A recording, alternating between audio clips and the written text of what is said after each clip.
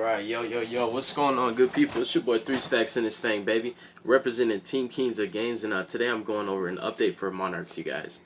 So this is the hand loop variant. This is my favorite way to play Monarch. It's my preference. I don't think, I always tell you guys, there's no right or wrong way to play a deck, personally. So I'm not going to be the guy that's going to tell you, oh, this is incorrect, because I don't like that. Everybody's entitled to their opinion and their card choices. But I will say that this is probably one of the best variants, though. Like, it's so good, you guys. Like, this deck, the list is not only ridiculously consistent, and this is without the addition of the draw cards that I'm still trying to incorporate into it, but it's like the deck does some degenerate stuff. It's really good, you guys. Like, no caps. Like, this deck, honestly, it caught me off guard, and I didn't expect it to be this good. And it's still going to get better because I'm trying to incorporate trade-ins and Allure Darknesses, but it's just kind of hard to cut. You'll see when I get into the list, you'll see why it's going to be so hard to find slots for those. But I'm going to hop into the main deck. This is HANDLOOP Monarchs, and it's pretty solid going second. It can play through 1 interruption, but 2 interruptions and beyond, it's just, it folds. So it's still not going to be, I guess you could say a meta contender, but I'd say it's pretty darn fun when you pull it off. And with the right setup, the deck can really go off. So let's start off with 3 Aethers.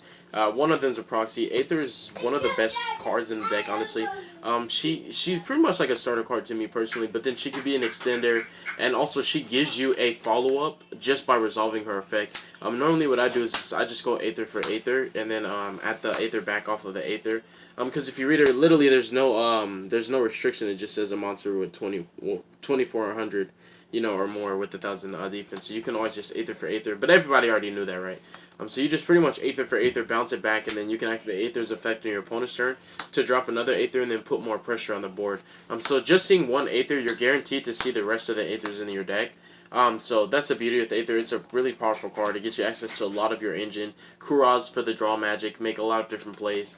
You can even get more pressure for your hand loop. You can add a special summon a Mega Thessalos, which I also play in the deck, and then just bounce them back and then hit them off of escalation on your opponent's turn to rip another card out of their hand. So it's pretty nuts. And then next up, Erebus. Erebus is just as insane, and the reason why these cards are still gas is because they allow you to dump, which is pretty nuts. If you didn't already see your Pantheism, then these cards just allow you to get access to that, but it's just crazy the amount of extenders you get after you resolve one of these, because normally, I'll say this, if you resolve one Erebus or Aether, you're pretty much set up for the duel. Unless your opponent has DD Crows or Ghost Spells or anything, you can just continually recycle your resources. You just kind of just build up this pseudo castle and just protect it. And ultimately, you're just going helmet mode because it's still Domain Monarch. But I like hand looping. It's really fun and consistent. And it's pretty aggressive too. I like information. And that's what's really good about this list, is it's good at procuring information. So next up, we have 3 Thessalos, the Mega Monarch. MVP of the deck. I should have just started off with him, honestly. But Aether is superior in every way, shape, or form. Aether is still better. But he's definitely MVP. He's my go-to guy. If I can't see him, I'll try to see him off Aether. I'm just really trying to get access to him. Because I play a bountiful amount of level 8s, I just felt like trading is just so right in this deck, so definitely considering that. But Mega Thessalos just allows you to look at your opponent's entire hand, discard any card you want. If you discard a monster, you just burn for the monster's attack. It's pretty nuts. Mega Thessalos is not a joke.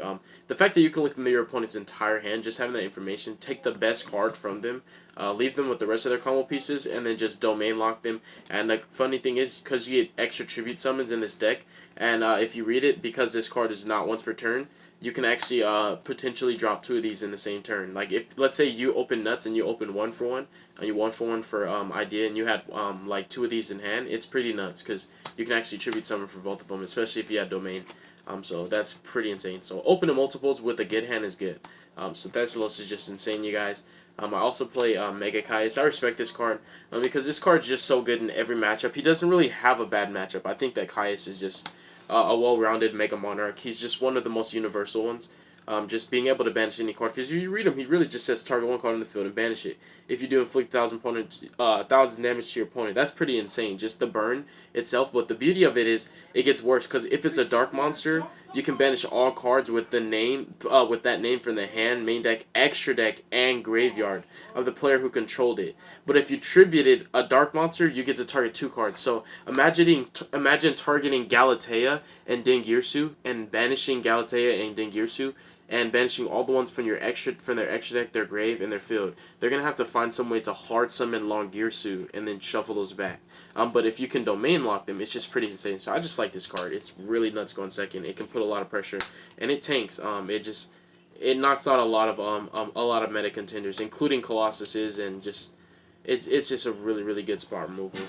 And then next up, I do play one Baby Thessalos. Because of the interactions with this in return, that's how you could still get a double hand loop. If you didn't open Erebus, because if you have double tribute summon, like if you open nuts like 1-for-1 or anything of that nature, and you can get double tribute, you either go Erebus and Thessalos, you rip 2 cards out of your opponent's hand, or you go Erebus with Baby Thessalos, or you go Thessalos. If you have return, you just summon this, chain block, do his effect, then use return to search this, and then you use your extra tribute summon for him, and then rip another card out of their hand. So he's just really crazy. One Kuras, draw magic. Wish I could play more, but space issues in the deck. Because I'm still trying to find a way to incorporate Allure Darkness and trade it into the deck, because I feel like it has enough targets. Godly Starters. Idea is just insane, because you get follow-ups. That's what I like about this deck. You don't have nutty combos, but when you build your boards, you always give yourself follow-ups for the next turn. So this deck's really consistent. It can grind very well when you play it correctly. It doesn't suck. The deck's not bad. Like, Monarch's not a terrible deck. It's just the problem is, because its linear plays only have 1 or 2 ways to get access to its starters.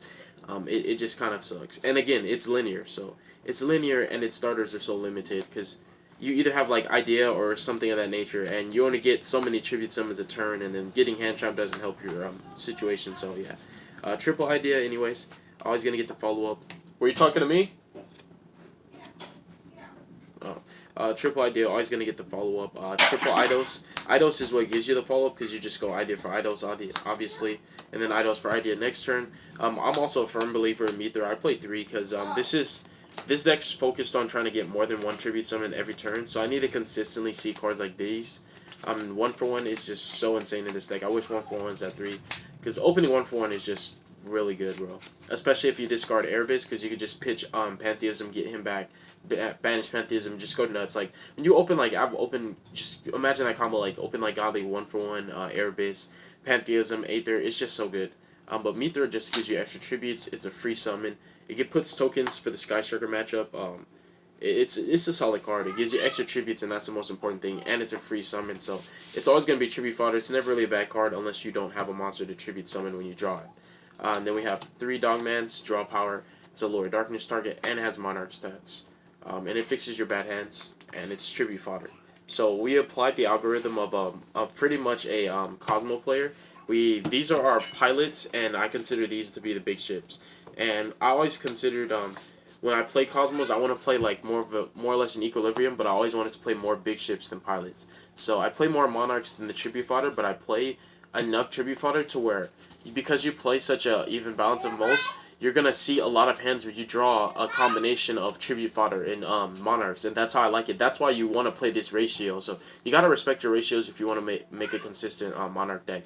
And playing that, like, so when you have pretty much this is already half of my deck. Think of that. And half of this is tribute fodder, half of this is Monarch. That's really consistent for me personally, just in the terms of opening it. Because you can't search out Monarchs unless you already open them. Return can only search them if you tribute summon. So you have to actually hard draw them. So it's important to play a certain amount of them. So yeah, again, spells. We play 3 domain. It also unbricks your hands because you just, you can get high tribute monsters and only open a Mithra, and then you only have 1 tribute fodder. So yeah, domain's still nice. We have 3 Stormforth. Out Colossus' Breakboard's going second. Nutty plays with Aether. Kuraz draw magic is just nice. 3 Tenacities. Tenacity's insane. 3 Returns. Returns pretty bonkers too. Chain blocking, breaking board's going second. Because most people don't negate the activation. What's up, nephew? Yeah. And then Pantheism. Pantheism's like probably one of the best cards, if not the best card in the deck. But I still feel like Aether is superior because Aether always gives you Pantheism. But yeah, can't wait for this card to go back to 3. And then we have 2 Foolish Rare Goods. I don't like 3, it's pretty bricky. But in Monarchs, it pretty much gives you 2 more copies of Pantheism, so it's like you're playing 3 Pantheisms, and that's what it feels like to me. That's how I like the 2. And then I played 1-1-for-1, 1 Foolish Burial. I need an extra Rhoda. Rhoda would be in here if I had it. But the Rhoda, Foolish, and 1-for-1 are really good extenders, and they're just nice follow-ups as well. Foolish Burial fills a lot of different gaps in this deck, because you can dump Idea, add back a Pantheism, dump an Eidos and just banish Eidos, summon an Idea if you just had just a weird hand.